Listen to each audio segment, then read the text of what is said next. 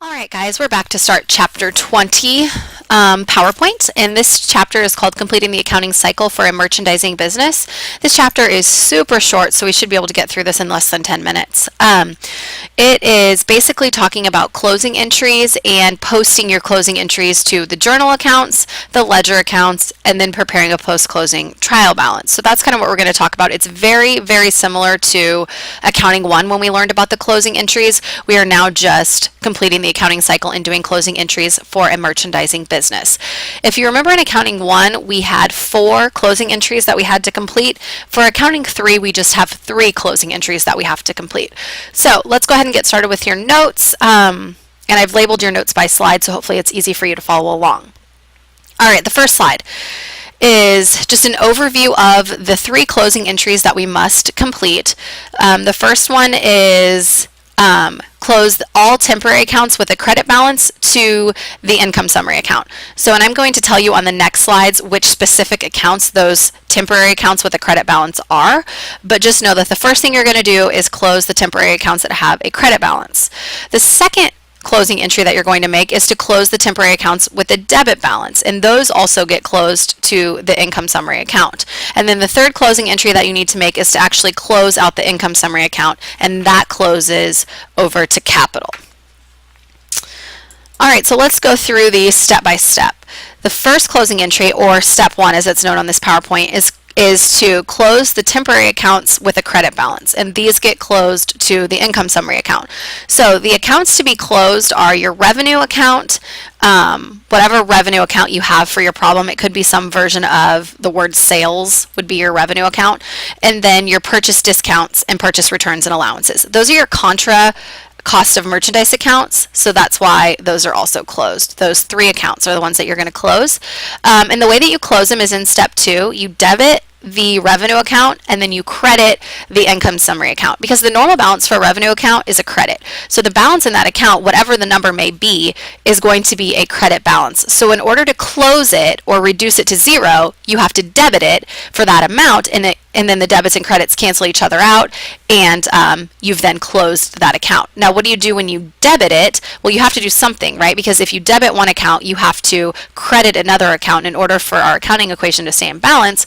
Well, you take the amount that you debited and you credit it to the income summary account. And you're going to do that exact same thing for your purchase discounts accounts and your purchase returns and allowances account. Each of those accounts have a normal credit balance, so in order to close it out or zero it out, you must debit it and then credit another account. And the other account that you credit is income summary for each of those.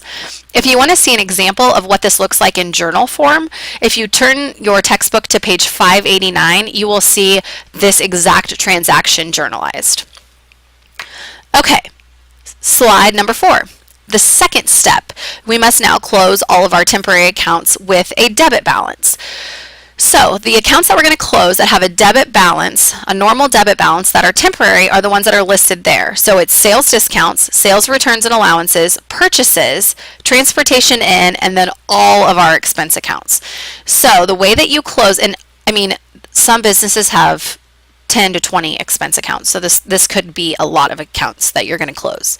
The way that you do it is you debit income summary and then you credit all of the accounts that you're closing. So sales discounts, the normal balance for a sales discount account is a debit. So in order to close it and reduce it to 0, you would need to credit that account and then you debit income summary. Same with all of the other ones that are listed there. Let me touch on expenses just a little bit.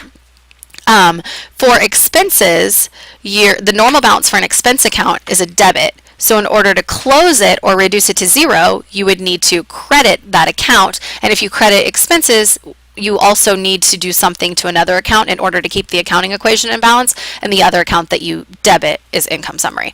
If you'd like to see an example of how this works or what this looks like in journal form, if you turn to page 591 in your textbook, you'll be able to see what this looks like in journal form. All right, let's move on to the third and final closing entry. The third step is to close your income summary account to retained earnings. So in order to do that, you first have to figure out what the balance is in income summary. We've already made some entries into income summary by closing out the temporary accounts that we just did in the last 2 slides. So now that we've made entries into income summary, we need to find out what the balance is in our income summary account so we know what number to use when we close out that account. So in order to find the balance, you can either take the total, the debits minus the credits, or the credits minus the debits, I guess is what it would be, and get a number. That number is your net income, and that's the number that you want to use to close out your income summary account. You want to use the net income.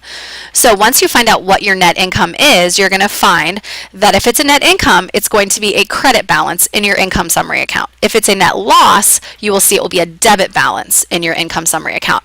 We're just going to assume that hopefully most of the businesses that we use in this class are functioning on a net income, and you don't need to really worry about that whole debit column. So we're just going to assume that we have a net income and the balance is whatever number is in the credit column of your income summary account. So in order to close out that account, you must then debit that account to reduce it to 0. Now, if you debit income summary, what do you need to do to the other account that you're using, which in this case, the other account that we're using is called retained earnings? That account then would need to be credited for the amount of the net income.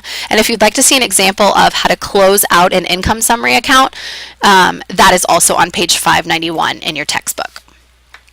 All right, the final thing after you've made the 3 closing entries, the final thing that you need to do is complete a, first you need to post them. So from your general journal entries that you've made, you need to post those to the correct ledger accounts, which that posting process is no different than what we've done in Accounting 1 and Accounting 2.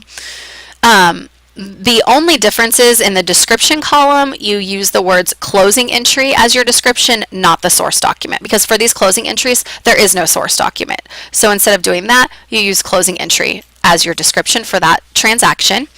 Once you've posted all of the transactions, all of your closing transactions, then you need to create something called a post-closing trial balance, and this is the same thing that we did in Accounting 1.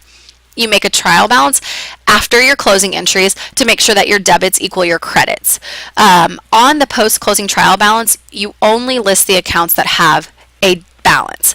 If they've been closed out, so those temporary accounts in income summary that do not have a balance, you do not put those on the post-closing trial balance. Only your permitted accounts that have a balance go on this trial balance. Then you add up your debit column, add up your credit column, and they should equal. All right, that's all I have for this chapter. Pretty simple. We'll work through some demo problems to kind of help you visualize these journal entries, and I also advise you to just check those pages in the textbook that I referred to on the different slides so you can actually physically see an example of what these closing entries look like. All right, guys, thanks so much.